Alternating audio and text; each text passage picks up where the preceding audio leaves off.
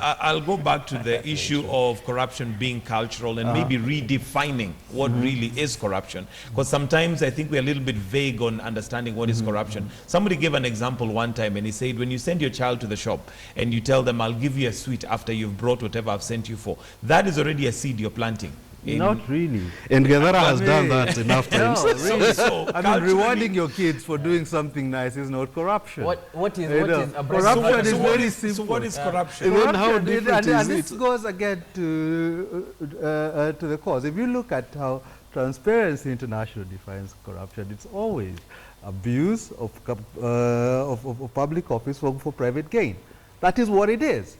You know, when we have this idea that people are born wanting to abuse public office for private gain, that is a simplistic way. That is a simplistic way. One at a time. One at a time, gentlemen. Let's hear Gadara out. Let me finish. On the issue of IEBC, you know, nobody said, I didn't myself say that simply getting rid of people will solve the thing. We've got to look at the systems and mechanisms within government that allow this abuse to happen. You know, but those systems going, let me tell you, when the government goes, when the president stands up and says, we will fight corruption by going to teach kids in primary school about ethics, he is lying to you. That is not fighting corruption. He should be looking at the systems within his own government that allow it to flourish. It is not the kids in primary schools who are stealing our money. It is the guys in his government. It is the systems within his government that allow this stealing to continue. And the reason they don't fight it is because it implicates them. No. So what they do is they tell, it's not us, it is you guys. All right, let me hear Mudakileme. The first system that we need to correct is ourselves. We need to have a software change. Corruption is going to a church and seeing the first person in the front row is somebody who contributes $1 million to a harambee at the church, yet his salary cannot even match that in a year. Yet the clergy never asks, where did that money come from? And you know that's corruption. Now, corruption is everywhere we look, meaning it's with all of us. All of us are taking part in corruption, paying the police officer so we don't have to spend the 1 hour being charged for speeding. That is corruption. And everybody does that. We need to change that system among ourselves. Again, this is not completely true. Not everybody does it. I told you, go look at the bribery index. And it tells you, it breaks it down. You know, this perception that we are all out there bribing cops to run away from consequences is false. The fact is, the vast majority of corruption, and this is where I really have a dispute with you guys. You know, the vast majority of it is a function of abuse of office, whether it's by policemen, by judges, by ministers. The guys you speak about who go to churches and donate more money than they can afford are almost invariably government people. You know, if we blind ourselves to this, that our government is robbing us, and we think we are robbing ourselves, you know, then what we are doing is we are going to be punishing or solving the wrong problem. All right. Let me hear you out finally on corruption, then we can move the subject to something else. Well, Michael, with due respect, I think we are losing the point here. We are actually missing the point, because we are here to discuss about how the media can be able to highlight certain ills in society. But isn't it evident even from the conversation we're having here that sometimes it's difficult to even pinpoint what is corruption? It is evident, fine, I agree. But coming back to a question, it is incumbent upon media houses in this country to be seen to be telling the story that is supposed to be told. Are we asking the right questions?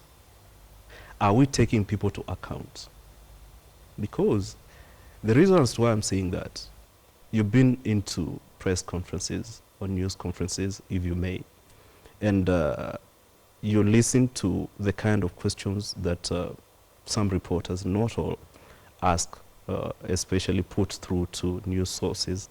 And sometimes even the best they can do is to tell a news source, repeat the same in Kiswahili. This is why it comes back to briefing and debriefing. We have an opportunity. Let us utilize it to tell the story that is supposed to be told to change society.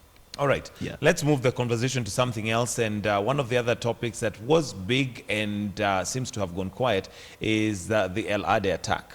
And of course, we still don't have information, a lot of information. And I know Gadara would be very quick to say this is follow-up that we don't do.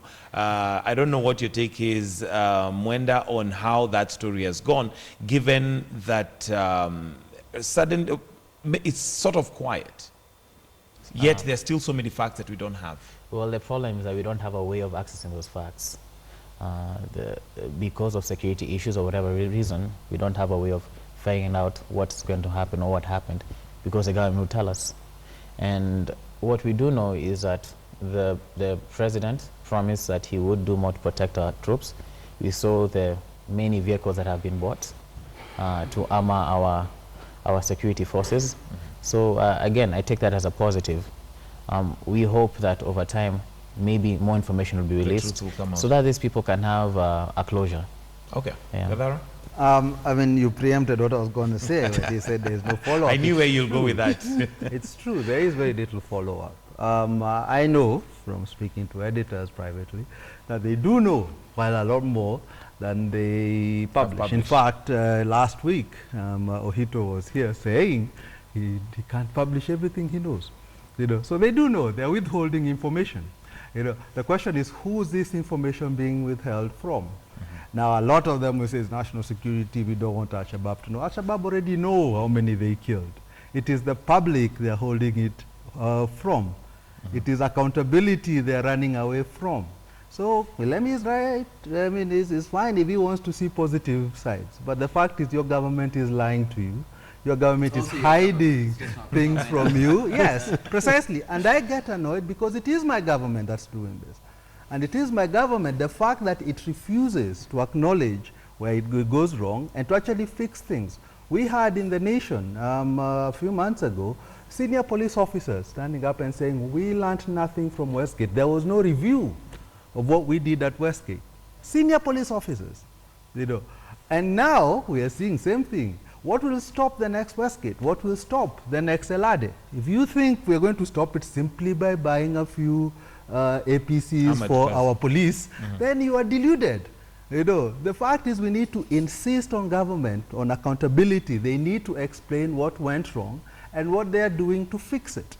Otherwise, we'll just be sitting here and hoping, as we hoped after Westgate, after Mpeketoni, after Mandera, after Garissa, we live on hope, never insisting, show us exactly what you're doing, how you're fixing it. Okay. Crispus, in regards to the Adde attack and how this has been handled after let's say that it has calmed down a little bit.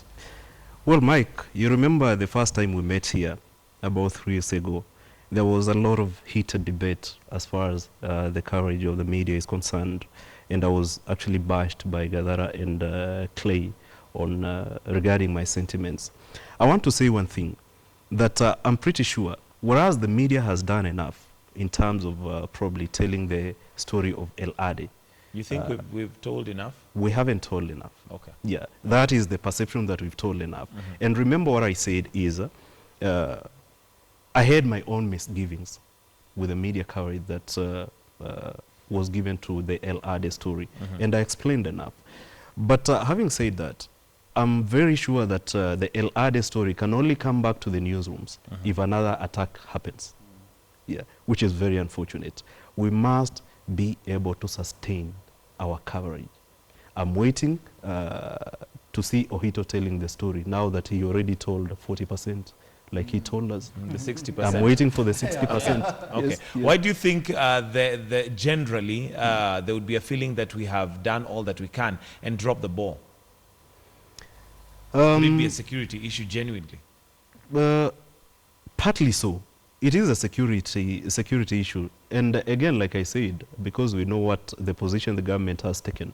And the other time I told you sometimes it is about balancing between patriotism and exposing yourself. Yeah. Which is something that ought to be put into consideration.